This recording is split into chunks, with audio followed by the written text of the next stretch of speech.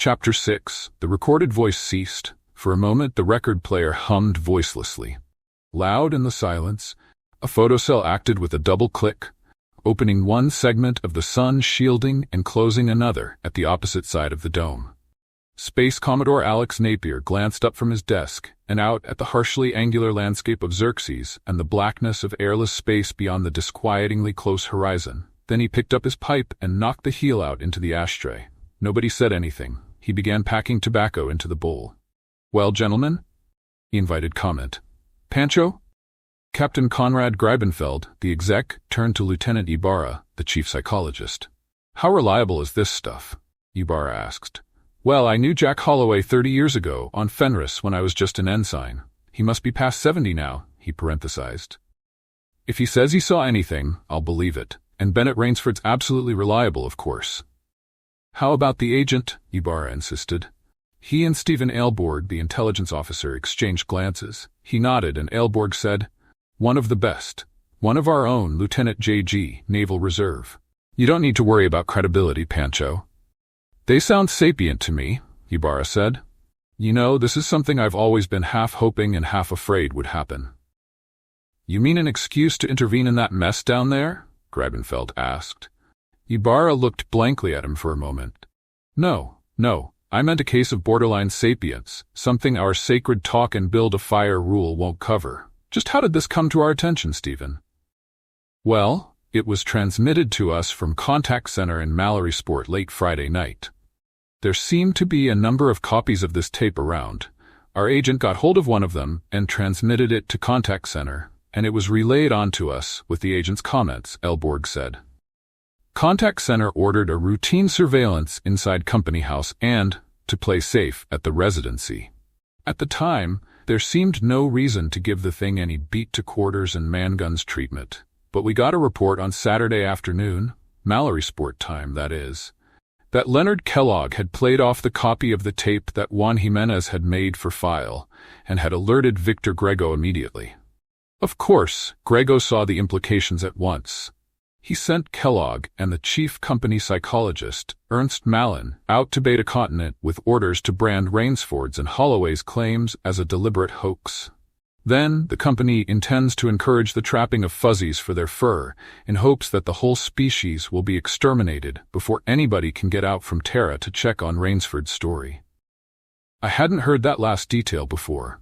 "Well, we can prove it," Aelborg assured him. It sounded like a Victor Grego idea. He lit his pipe slowly. Damn it, he didn't want to have to intervene. No Space Navy CO did. Justifying intervention on a colonial planet was too much bother, always a board of inquiry, often a court-martial, and supersession of civil authority was completely against service doctrine. Of course, there were other and more important tenets of service doctrine. The sovereignty of the Terran Federation, for one, and the inviolability of the Federation Constitution. And the rights of extraterrestrials, too. Conrad Greibenfeld, too, seemed to have been thinking about that. If those fuzzies are sapient beings, that whole setup down there is illegal. Company, colonial administration and all, he said. Zarathustra's a Class 4 planet, and that's all you can make out of it. We won't intervene unless we're forced to. Pancho, I think the decision will be largely up to you. Pancho Ibarra was horrified. Good God, Alex, you can't mean that. Who am I? A nobody. All I have is an ordinary MD, and a Psych D. Why, the best psychological brains in the Federation aren't on Zarathustra, Pancho. They're on Terra, 500 light-years, 6 months ship voyage each way. Intervention, of course, is my responsibility, but the sapience question is yours. I don't envy you, but I can't relieve you of it. Gerd van Riebeek's suggestion that all 3 of the visitors sleep aboard the airboat hadn't been treated seriously at all. Gerd himself was accommodated in the spare room of the living hut. Juan Jimenez went with Ben Rainsford to his camp for the night. Ruth Ortheris had the cabin of the boat to herself. Rainsford was on the screen the next morning, while Jack and Gerd and Ruth and the fuzzies were having breakfast. He and Jimenez had decided to take his airjeep and work down from the head of Cold Creek in the belief that there must be more fuzzies around in the woods. Both Gerd and Ruth decided to spend the morning at the camp and get acquainted with the fuzzies on hand. The family had had enough breakfast to leave them neutral on the subject of land prawns, and they were given another of the new toys, a big colored ball. They rolled it around in the grass for a while, decided to save it for their evening romp, and took it into the house. Then they began playing aimlessly among some junk in the shed outside the workshop. Once in a while, one of them would drift away to look for a prawn, more for sport than food. Ruth and Gerd and Jack were sitting at the breakfast table on the grass, talking idly and trying to think of excuses for not washing the dishes. Mama Fuzzy and Baby were poking about in the tall grass. Suddenly Mama gave a shrill cry and started back for the shed, chasing Baby ahead of her and slapping him on the bottom with the flat of her chopper digger to hurry him along. Jack started for the house at a run. Gerd grabbed his camera and jumped up on the table. It was Ruth who saw the cause of the disturbance. "Jack, look, over there." She pointed to the edge of the clearing. "Two strange fuzzies." He kept on running, but instead of the rifle he had been going for, he collected his movie camera, 2 of the spare chopper diggers, and some XD3. When he emerged again, the 2 fuzzies had come into the clearing and stood side by side, looking around.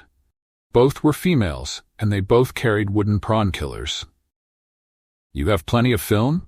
he asked Gerd. "Here, Ruth, take this." He handed her his own camera. "Keep far enough away from me to get what I'm doing and what they're doing. I'm going to try to trade with them." He went forward, the steel weapons in his hip pocket and the XD3 in his hand, talking softly and soothingly to the newcomers. When he was as close to them as he could get without stampeding them, he stopped. "Our gang's coming up behind you," Gerd told him. "Regular skirmish line, choppers at high port. Now they've stopped, about 30 feet behind you." He broke off a piece of XD3, put it in his mouth and ate it. Then he broke off 2 more pieces and held them out. The 2 fuzzies were tempted, but not to the point of rashness. He threw both pieces within a few feet of them. One darted forward, threw a piece to her companion, and then snatched the other piece and ran back with it. They stood together, nibbling and making soft, delighted noises. His own family seemed to disapprove strenuously of this lavishing of delicacies upon outsiders. However, the 2 strangers decided that it would be safe to come closer, and soon he had them taking bits of field ration from his hand. Then he took the 2 steel chopper diggers out of his pocket and managed to convey the idea that he wanted to trade. The 2 strange fuzzies were incredulously delighted. This was too much for his own tribe. They came up yeeking angrily. The 2 strange females retreated a few steps, their new weapon ready. Everybody seemed to expect a fight, and nobody wanted one. From what he could remember of old Terran history, this was a situation which could develop into serious trouble. Then Coco advanced, dragging his chopper digger in an obviously pacific manner, and approached the 2 females, yeeking softly and touching first one and then the other. Then he laid his weapon down and put his foot on it. The 2 females began stroking and caressing him. Immediately the crisis evaporated. The others of the family came forward, stuck their weapons in the ground and began fondling the strangers. Then they all sat in a circle, swaying their bodies rhythmically and making soft noises. Finally Coco and the 2 females rose, picked up their weapons and started for the woods. "Jack, stop them," Ruth called out. "They're going away. If they want to go, I have no right to stop them." When they were almost at the edge of the woods, Coco stopped, drove the point of his weapon into the ground, and came running back to Pappy Jack, throwing his arms around the human knees and yeeking. Jack stooped and stroked him, but didn't try to pick him up. One of the 2 females pulled his chopper digger out, and they both came back slowly. At the same time, Little Fuzzy, Mama Fuzzy, Mike, and Mitzi came running back. For a while, all the fuzzies embraced one another, yeeking happily. Then they all trooped across the grass and went into the house. "Get that all, Gerd?" he asked. "On film, yes. That's the only way I did, though. What happened?" "You have just made the first film of intertribal social and mating customs, Zarathustran Fuzzy. This is the family's home. They don't want any strange fuzzies hanging around." They were going to run the girls off. Then Coco decided he liked their looks, and he decided he'd team up with them. That made everything different. The family sat down with them to tell them what a fine husband they were getting and to tell Coco goodbye. Then Coco remembered that he hadn't told me goodbye, and he came back. The family decided that 2 more fuzzies wouldn't be in excess of the carrying capacity of this habitat, seeing what a good provider Pappy Jack is, so now I should imagine they're showing the girls the family treasures. You know, they married into a mighty well-to-do family. The girls were named Goldilocks and Cinderella. When lunch was ready, they were all in the living room, with the view screen on. After lunch, the whole gang went into the bedroom for a nap on Pappy Jack's bed. He spent the afternoon developing movie film, while Gerd and Ruth wrote up the notes they had made the day before and collaborated on an account of the adoption. By late afternoon, when they were finished, the fuzzies came out for a frolic and prawn hunt. They all heard the air car before any of the human people did, and they all ran over and climbed up on the bench beside the kitchen door. It was a constabulary cruise car. It landed, and a couple of troopers got out, saying that they'd stopped to see the fuzzies. They wanted to know where the extras had come from, and when Jack told them, they looked at one another. "Next gang that comes along, call us and keep them entertained till we can get here," one of them said. "We want some at the post, for prawns if nothing else." "What's George's attitude?" he asked. "The other night when he was here, he seemed half scared of them." "Ah, he's got over that," one of the troopers said. He called Ben Rainsford. Ben said they were perfectly safe. "Hey, Ben says they're not animals, they're people." He started to tell them about some of the things the fuzzies did. He was still talking when the fuzzies heard another air car and called attention to it. This time, it was Ben Rainsford and Juan Jimenez. They piled out as soon as they were off contragravity, dragging cameras after them. "Jack, there are fuzzies all over the place up there," Rainsford began while he was getting out. "All headed down this way. Regular Volker Wanderum. We saw over 50 of them, 4 families and individuals and pairs. I'm sure we missed 10 for every one we saw." "We better get up there with a car tomorrow," one of the troopers said. "Ben, just where were you?" "I'll show you on the map." Then he saw Goldilocks and Cinderella. "Hey, where'd you 2 girls come from? I never saw you around here before." There was another clearing across the stream, with a log footbridge and a path to the camp. Jack guided the big airboat down onto it and put his air jeep alongside with the canopy up. There were 2 men on the forward deck of the boat, Kellogg and another man who would be Ernst Malin. A third man came out of the control cabin after the boat was off contragravity. Jack didn't like Malin. He had a tight, secretive face, with arrogance and bigotry showing underneath. The third man was younger. His face didn't show anything much, but his coat showed a bulge under the left arm. After being introduced by Kellogg, Malin introduced him as Kurt Borch, his assistant. Malin had to introduce Borch again at the camp, not only to Ben Rainsford but also to Van Riebeek, to Jimenez, and even to Ruth Ortheris, which seemed a little odd. Ruth seemed to think so too, and Malin hastened to tell her that Borch was with personnel, giving some kind of tests. That appeared to puzzle her even more. None of the 3 seemed happy about the presence of the constabulary troopers, either. They were all relieved when the cruise car lifted out. Kellogg became interested in the fuzzies immediately, squatting to examine them. He said something to Malin, who compressed his lips and shook his head, saying, "We simply cannot assume sapience until we find something in their behavior which cannot be explained under any other hypothesis. We would be much safer to assume non-sapience and proceed to test that assumption." That seemed to establish the keynote. Kellogg straightened, and he and Malin started one of those, "Of course I agree, Doctor, but don't you find, on the other hand, that you must agree" sort of arguments about the difference between scientific evidence and scientific proof. Jimenez got into it to the extent of agreeing with everything Kellogg said and differing politely with everything Malin said that he thought Kellogg would differ with. Borch said nothing. He just stood and looked at the fuzzies with ill-concealed hostility. Gerd and Ruth decided to help getting dinner. They ate outside on the picnic table, with the fuzzies watching them interestedly. Kellogg and Malin carefully avoided discussing them. It wasn't until after dusk, when the fuzzies brought their ball inside and everybody was in the living room, that Kellogg, adopting a presiding officer manner, got the conversation onto the subject. For some time, without giving anyone else an opportunity to say anything, he gushed about what an important discovery the fuzzies were. The fuzzies themselves ignored him and began dismantling the stick-and-ball construction. For a while, Goldilocks and Cinderella watched interestedly, and then they began assisting. "Unfortunately," Kellogg continued, "so much of our data is in the form of uncorroborated statements by Mr. Holloway. Now please don't misunderstand me. I don't, myself, doubt for a moment anything Mr. Holloway said on that tape. But you must realize, Oh, rubbish, Leonard." Rainsford broke in impatiently.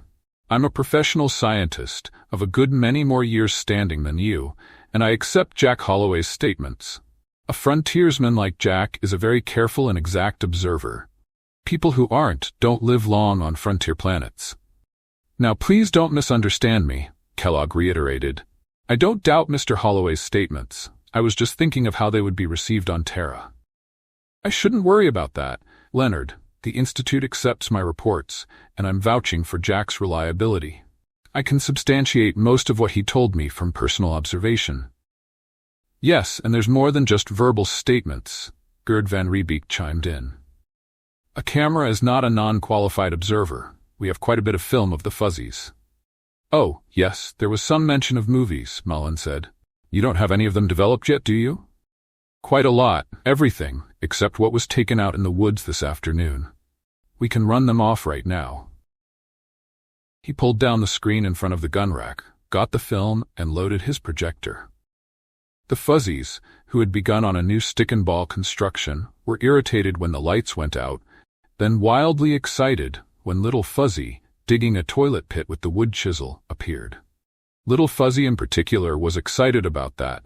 If he didn't recognize himself, he recognized the chisel.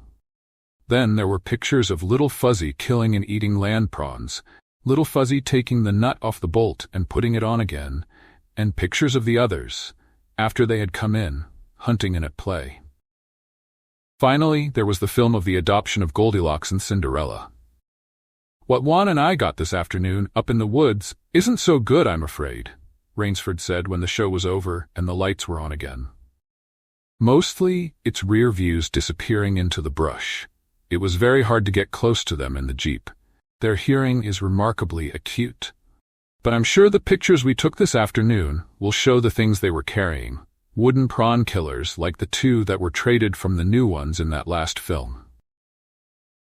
Mullen and Kellogg looked at one another in what seemed oddly like consternation. "You didn't tell us there were more of them around," Mullen said, as though it were an accusation of duplicity. He turned to Kellogg. "This alters the situation." "Yes, indeed, Ernst," Kellogg burbled delightedly. "This is a wonderful opportunity. Mr. Holloway, I understand that all this country up here is your property by land grant purchase. That's right, isn't it? Well, would you allow us to camp on that clearing across the run where our boat is now? We'll get prefab huts, Red Hill's the nearest town, isn't it? And have a company construction gang set them up for us, and we won't be any bother at all to you. We had only intended staying tonight on our boat and returning to Mallorysport in the morning, but with all these fuzzies swarming around in the woods, we can't think of leaving now. You don't have any objection, do you?" He had lots of objections. The whole business was rapidly developing into an acute pain in the neck for him. But if he didn't let Kellogg camp across the run, the three of them could move 70 or 80 miles in any direction and be off his land. He knew what they'd do then. They'd live trap or sleep gas fuzzies. They'd put them in cages and torment them with maze and electric shock experiments and kill a few for dissection, or maybe not bother killing them first. On his own land, if they did anything like that, he could do something about it. Not at all. I'll have to remind you again, though, that you're to treat these little people with consideration. Oh, we won't do anything to your fuzzies, Mullen said. You won't hurt any fuzzies. Not more than once, anyhow. The next morning, during breakfast, Kellogg and Kurt Borch put in an appearance, Borch wearing old clothes and field boots and carrying his pistol on his belt. They had a list of things they thought they would need for their camp. Neither of them seemed to have more than the foggiest notion of camp requirements. Jack made some suggestions which they accepted. There was a lot of scientific equipment on the list, including an X-ray machine. He promptly ran a pencil line through that. We don't know what these fuzzies' level of radiation tolerance is. We're not going to find out by overdosing one of my fuzzies. Somewhat to his surprise, neither of them gave him any argument. Gerd and Ruth and Kellogg borrowed his air jeep and started north. He and Borch went across the run to make measurements after Rainsford and Jimenez arrived and picked up Malin. Borch took off soon after with the boat for Red Hill. Left alone, he loafed around the camp and developed the rest of the movie film, making 3 copies of everything. Toward noon, Borch brought the boat back, followed by a couple of scow-like farm boats. In a few hours, the company construction men from Red Hill had the new camp set up. Among other things, they brought 2 more air jeeps. The 2 jeeps returned late in the afternoon, everybody excited. Between them, the parties had seen almost 100 fuzzies and had found 3 camps, 2 among rocks and 1 in a hollow pool ball tree. All 3 had been spotted by belts of filled-in toilet pits around them. 2 had been abandoned, and the 3rd was still occupied. Kellogg insisted on playing host to Jack and Rainsford for dinner at the camp across the run. The meal, because everything had been brought ready cooked and only needed warming, was excellent. Returning to his own camp with Rainsford, Jack found the fuzzies finished with their evening meal and in the living room starting a new construction. He could think of no other name for it. With the molecule model balls and sticks.